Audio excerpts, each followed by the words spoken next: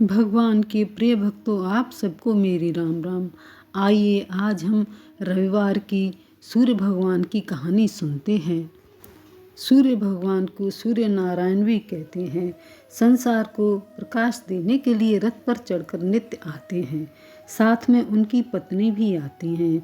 सूर्य भगवान की माँ बहू को रूखा सूखा खाने को देती थीं और सूर्य भगवान को तरह तरह के पकवान खाने को देती थीं। एक दिन सूर्य भगवान अपनी पत्नी से बोले, तुम खाने में बहुत देर लगाती हो।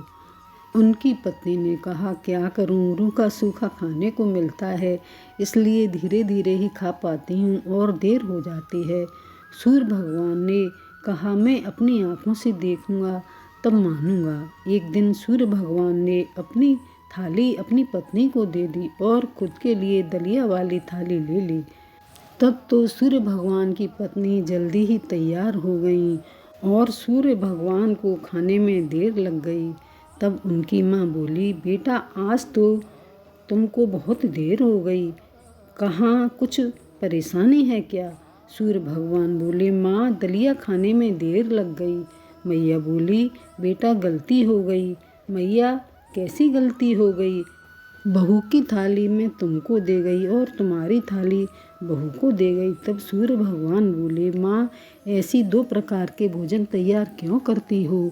दूसरे की पराई बेटी माँ तुम्हारी बहू है। आज से एक ही प्रकार का भोजन बनेगा। जैसा भोजन हमको खाने को देती हो वैसा ही बहू को दिया करो।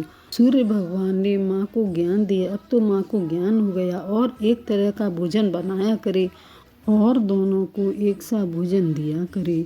सूर्य भगवान ऐसे ही हैं, सबको ज्ञान देते हैं। हे भगवान, जैसा अपनी माँ को ज्ञान दिया वैसा हमको भी देना। बोलिए सूर्य भगवान की जय।